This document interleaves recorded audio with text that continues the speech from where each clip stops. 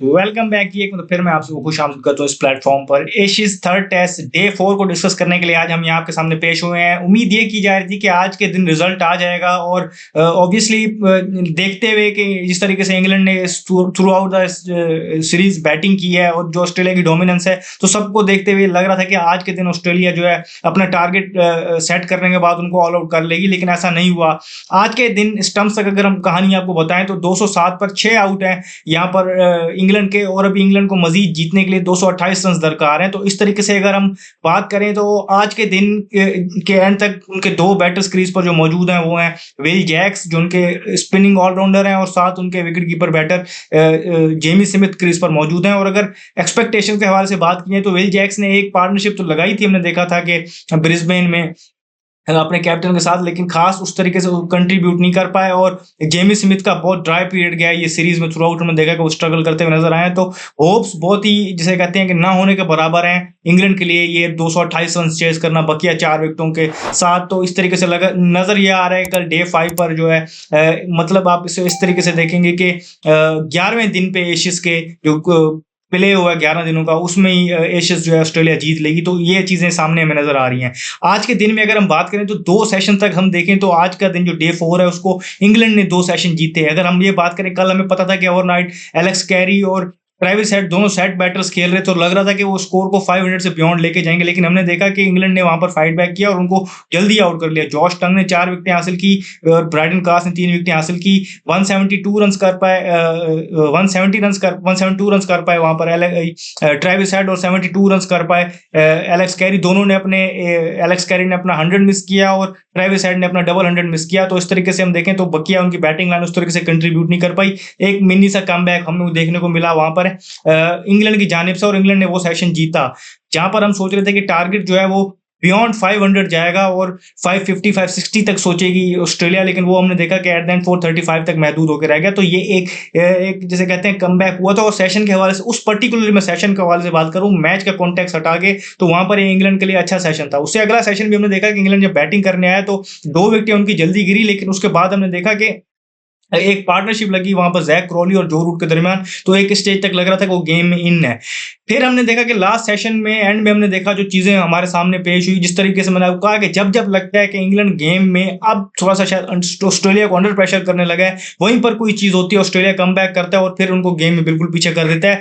Partnership लग गई थी हैरी ब्रूक और जैक क्रॉली की, और एक टाइम पर 177 फॉर 3 थे। फिर हमने देखा कि 196 फॉर 198 फॉर वो 6 हो गए। तो इस तरीके से देखें तो बिल्कुल थोड़े पीरियड में उनकी 3 विकेटें गिर गई। वो जो है जिसे कहते हैं कि वो सारी जो विकेटें थी वो नेथन लाइन ने ली। वहां पर आकर उन्होंने अपना मेटल अगेन मनवाया, क्योंकि अर्ली उन्होंने देखा कि इंग्लैंड वाले उस पर अटैक कर रहे थे और वो 5 से प्लस की उनका इकोनॉमी रेट था, लेकिन हमने देखा कि वो बिल्कुल अपनी लाइन लेंथ से हटे नहीं और वो उन्होंने वहां पर कम बैक किया और वहां पर 3 क्रूशल विकेट्स दिला के ऑस्ट्रेलिया को बिल्कुल ड्राइविंग सीट में कर दिया इस मैच में। और अब बिल्कुल विद इन टचिंग डिस्टेंस है ऑस्ट्रेलिया ये मैच भी जीतने के लिए और सीरीज भी जीतने के लिए। तो इस तरीके से ये हुआ है। इससे पहले नेथन लाइन ने जो 3 विकेटें ली, इससे पहले जो पहली 3 विकेट्स गिरी थी, पैट कमिंस ने बहुत आउटस्टैंडिंग बॉलिंग की और बहुत ही जिसे कहते हैं कि नबी तुल्ली बॉलिंग की, और जो लाइन और लेंथ उन्होंने की, रिलेंटलेस रहे वो भी अपने उस चीज में, और वहां पर उनको कामयाबी भी मिली। ऑस्ट्रेलिया की कैचिंग की बात करें तो वो भी बहुत आउटस्टैंडिंग थी। कीपिंग की हमने 12 तारीफ की, इस मरतबे में वो बहुत आउटस्टैंडिंग वहां पर उनका ग्लव वर्क नजर आया एलेक्स कैरी का। तो ऑस्ट्रेलिया ने फील्ड में जिसे कहते हैं कि डोमिनेट किया एट द एंड, और वो डे को एक हिसाब से आखिरी सेशन जीत के, मैच के कॉन्टेक्स्ट में देखें तो वो आखिरी सेशन का जो थोड़ा सा टाइम वो जीत गए, तो वहां से उन्होंने गेम में वापसी बिल्कुल कर ली और गेम में अपनी गिरफ्त मजीद मजबूत कर ली। हम पिछले 2 या 3 दिन से लगातार कह रहे हैं कि उनकी गिरफ्त मजबूत है मजबूत है मजबूत है, लेकिन थोड़ा सा मिनी सा कमबैक होने लगता है इंग्लैंड का, तो अगेन वो उसको फिर गेम को वहां से पकड़ लेते हैं और वहां से गेम में वापस आ जाते हैं।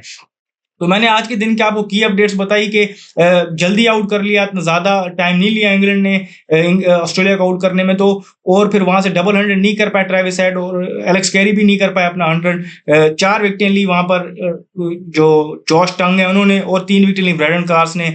85 रन की इनिंग खेली। चेज में भी हमने देखा है कि जैक क्रॉली ने, जो कि पहली 2 इनिंग्स में सीरीज की हमने देखा था कि जहां पर उन्होंने पेयर पे इकट्ठा किया था, लेकिन उसके बाद उन्होंने, हमने देखे कि हमें ग्लिम्स मिले हैं।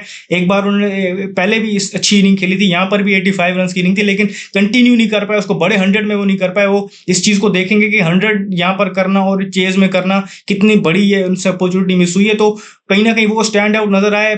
जिससे मैंने आपको कहा कि पार्टनरशिप लगाई जैक क्रॉली ने जो रूट के साथ भी और हैरी ब्रूक के साथ, दोनों को स्टार्ट मिला, लेकिन बड़ी इनिंग में कोई कन्वर्ट नहीं कर पाया। और आप मिक्स कर सकते, इस चीज को ऐसे बता सकते हैं कि ये मिक्स था, अच्छी बॉलिंग का भी और कुछ फिर जिसे कहते हैं केयरलेस और बुरी शॉट्स को भी आप उसमें लाएंगे। अच्छी बॉलिंग भी थी, कहीं ना कहीं फिर थोड़ी सी बुरी बैटिंग भी थी, और कुछ कहीं पर हमने कमाल ग्लव वर्क देखा है, कहीं पर कमाल हमने फील्डिंग में जो कमालात देखे। तो सबका एक मिक्सअप करके एक चीज नजर आई।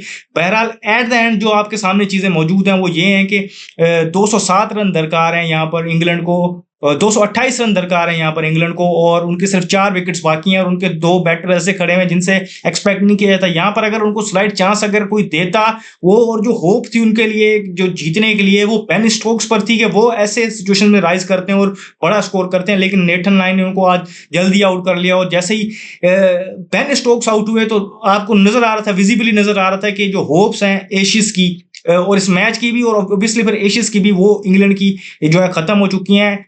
ऑस्ट्रेलिया की अगर आप बॉलिंग देखें तो जब उन्होंने रन्स लीक भी किए, जब उनको विकेट्स नहीं भी मिल रही होती, तो भी वो पैनिक नहीं करते, वो अपनी लाइन लेंथ को नहीं छोड़ते, और उसी लाइन और लेंथ से फिर उनको सक्सेस भी मिलती है। जैसा कि मैंने नेथन लायन की मैंने आपके सामने मिसाल रखी है कि एक टाइम पर उनका इकोनॉमी रेट 5 का था, उनको अटैक कर रहे थे इंग्लैंड वाले और अंडर प्रेशर आ सकते थे, लेकिन उन्होंने ब्रेक के बाद जब वो आए वहां पर उन्होंने स्पेल किया तो गेम बिल्कुल पलट के रख दिया। तो ऐसे ही करते हैं एक्सपीरियंस स्पिनर, आप जानते हैं, क्योंकि विकेट्स की टैली आप देखें टेस्ट मैच क्रिकेट में, तो इतने एक्सपीरियंस वाले बॉलर इस तरीके से कम बैक करके ऐसे अपनी टीम को मैच जिताते हैं और फिर मैच विनर बन के दिखाते हैं। वो तो कोई दो राय नहीं, सीरीज की जो आप प्रोसीडिंग्स को देख रहे हैं तो आपको इसमें शक नहीं होगा कि ऑस्ट्रेलिया क्यों डोमिनेट कर रहा है।